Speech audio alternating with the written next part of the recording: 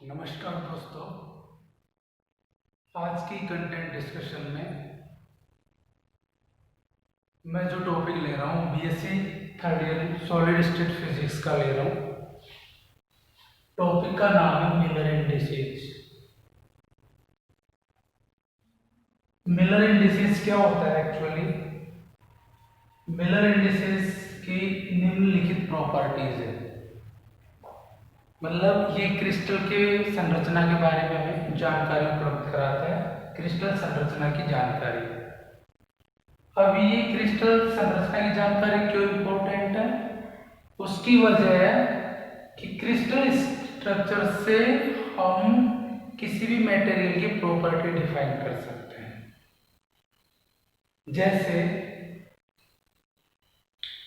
जैसे आपको ग्रेफाइट और डायमंड है, both materials are made of carbon elements, same element। Graphite और डायमंड दोनों एक ही एलिमेंट कार्बन से मिलकर बने हुए हैं, लेकिन इनकी संरचना अलग अलग है।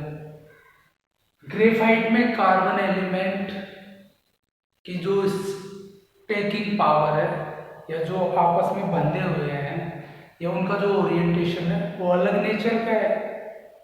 और डायमंड में उसका स्ट्रक्चर, कार्बन का जो स्ट्रक्चर है वो क्यूबिक नेचर जो भी है वो शो करता है। फर्क इतना ही, ग्रेफाइट है जो सॉफ्ट है,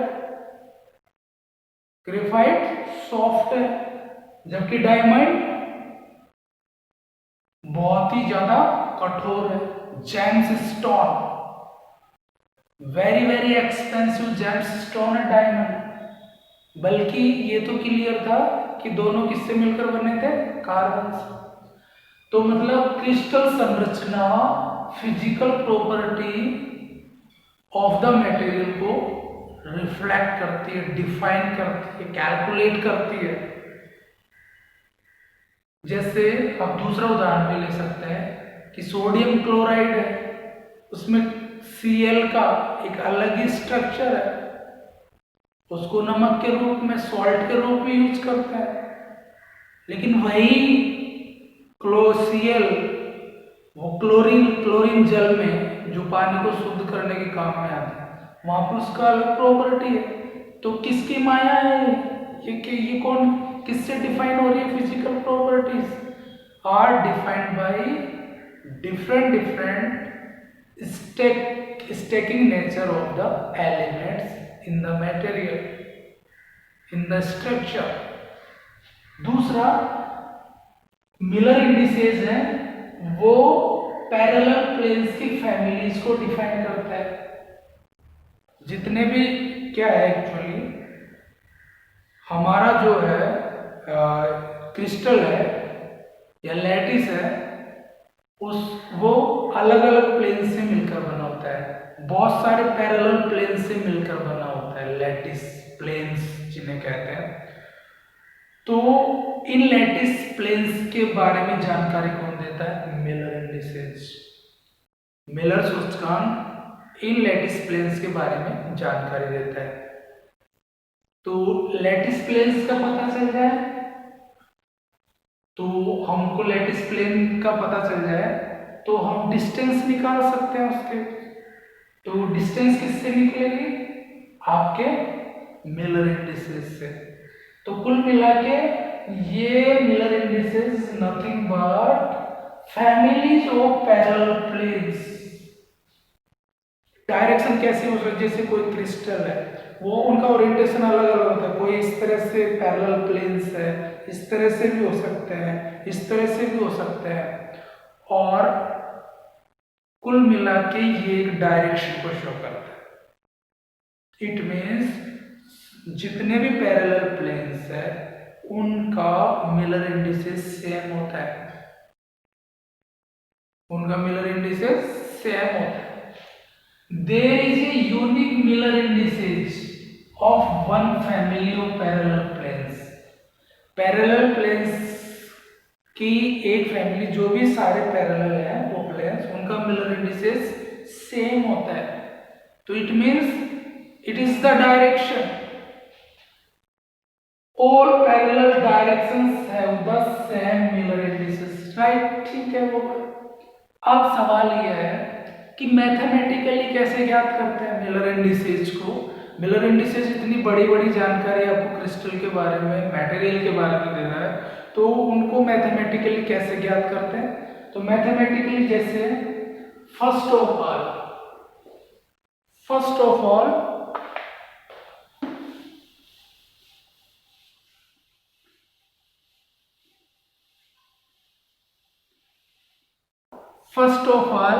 हम क्रिस्टल एक्सिस डिफाइन करते हैं। Define crystal axis.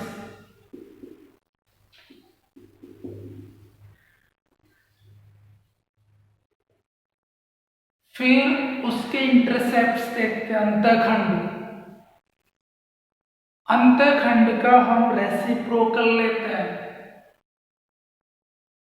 रेसिप्रोकल के बाद में अगर वो इंटीजर्स नहीं है, हाफ इंटीजर्स हैं या ओड इंटीजर्स हैं,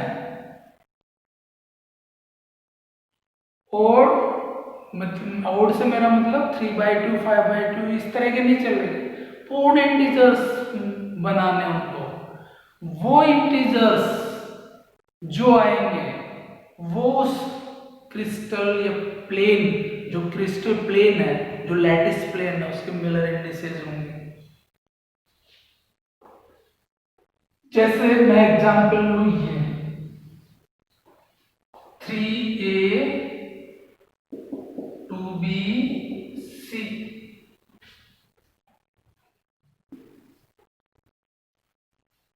these are क्या है, ये आपकी क्रिस्टल एक्सिस है, ए डायरेक्शन क्रिस्टल एक्सिस। तो अंतःखंड कितने हो इसके, पी क्यू आर को अगर हम इसके इंटरसेप्ट्स माने तो 3, 2, 1, ये इसके क्या है, इंटरसेप्ट्स।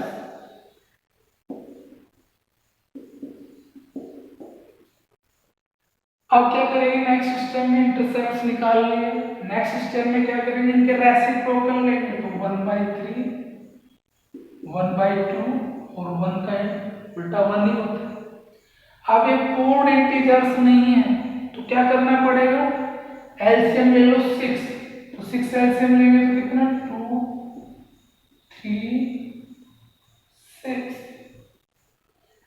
और वो एलसीएम सब में, क्योंकि सब अनुपात में कट जाएगा वो, तो 2, 3, 6 ये इनका एलसीएम लेके उनको एलसीएम से गुणा कर देते हैं। एलसीएम से गुणा करने के बाद में जो पूर्ण इंटीजर मिलेगा वो 236 उसका, उस क्रिस्टल प्लेन का क्या होंगे, वो मिलर इंडिसेज। तो मिलर इंडिसेज को कैसे डिफाइन नोट करते हैं, नोटेशन क्या है इसका, एच के है। तो 236 are the Miller indices of the this lattice plane.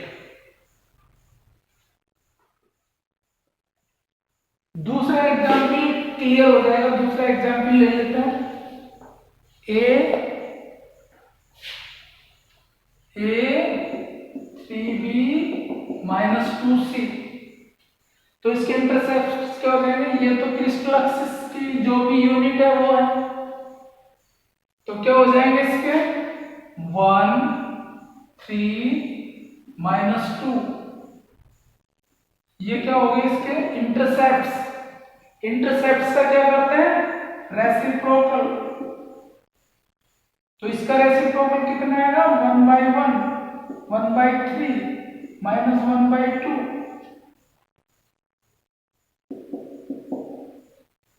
अब वही, ये इंटीजर्स नहीं है, इंटीजर्स में इसका एलसीएम ले लें 6, तो क्या हो जाएगा 6, 3, 2 और -3, ये इसके मिलर इंडिसेज कहलाएंगे। 6, 2 -3। इसको लिखने का ये एक तरीका ये भी है, 6, 2, 3 बार। अगर नेगेटिव में हो तो बार लगा देते। तो ये मिलर इंडिसेस है सिलेक्ट प्लेन के।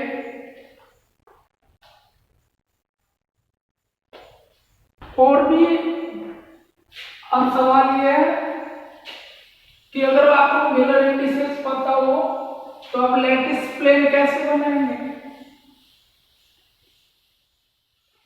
तो फॉर एग्जांपल जैसे मेरे पास ये मिलर इंडिसेस है 0 1 0, इसको इसका प्लेन मुझे ड्रॉ करना है कि कैसा लैटिस प्लेन होगा। उसके लिए वो ये उल्टा चलेंगे, इसका उल्टा करो, क्योंकि हमको इंटरसेप्ट्स पता हो जाए तो हम आराम से प्लेन डिफाइन कर देंगे। तो 1 ये इनफाइनाइट हो जाएगा, ये 1 हो जाएगा, ये इनफाइनाइट। तो कैसे होगा इसका प्लेन? मान लीजिए ये एक्स एक्सिस है, ये वाई एक्सिस है, ये जेड एक्सिस है। तो एक्स एक्स को कहां काट रहा है? वो इनफाइनाइट पे, और वाई एक्स को 1 पे है, ये उसका इंटरसेप्ट है। और इसको कहां काट रहा है? इनफाइनाइट पे, जेड एक्सिस को। तो वाई एक्सिस का तो ये हो गया 1, जेड एक्सिस का सॉरी एक्स एक्सिस का इनफाइनाइट पे काट रहा है, तो इनफाइनाइट पे से चले गए।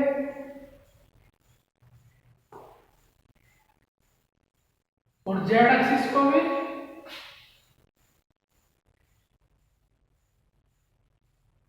इनफाइनाइट। ये जो प्लेन आएगा दिस इज 0 1 0 प्लेन। इस तरह का प्लेन आपको मिल जाएगा, क्योंकि वाई एक्सिस को 1 पे काटा है, बाकी वो कहीं काट ही नहीं रहा, इनफाइनाइट पे काटेगा, ये पैरेलल चले गया और ये पैरेलल चले गया। ये काटना नहीं है, पैरेलल है ये। दूसरा एग्जांपल हम 1 1 2 का ले लें या 1 1 0 का ले लेते हैं।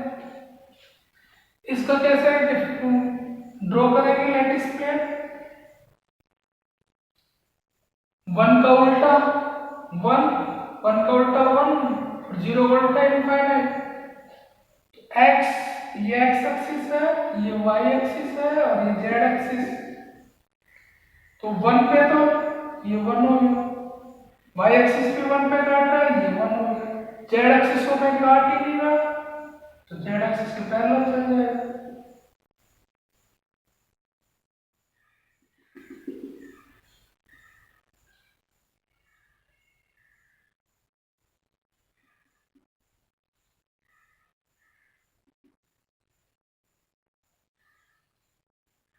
This is said to be 1 1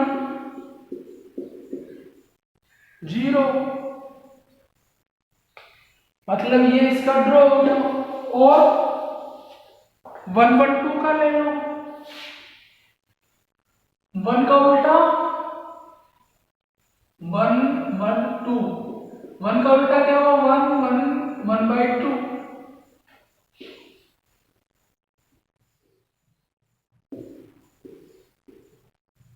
x axis, Y axis, Z axis. X axis पे 1 पे काट रहा है, वाई एक्सिस पे भी 1 और जेड एक्सिस पे 1/2। तो इसका तो आधा ही होगा, इसका आधा क्या हो गया? ये। तो इस तरह का प्लेन हो जाएगा।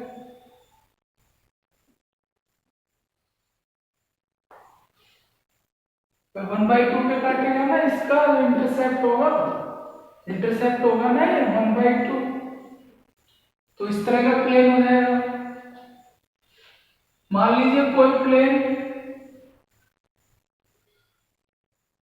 1 1 1 है, तो 1 1 कैसे काट देगा वो? फिर वो 1 पे काटेगा, ये डिस्टेंस और ये डिस्टेंस।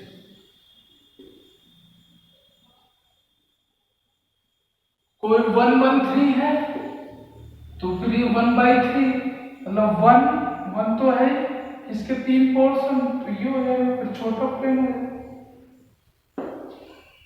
तो इस तरह से आप मिलर इंडिसेस से लैटिस प्लेन भी डिफाइन कर सकते हैं, ड्रॉ कर सकते हैं कि इस तरह का होगा।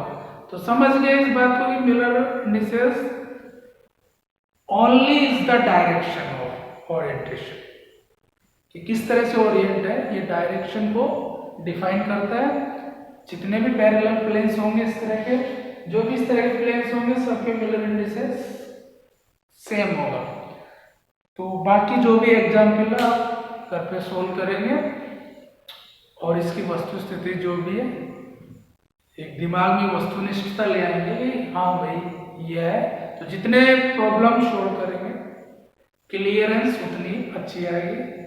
I hope you all are safe at the home.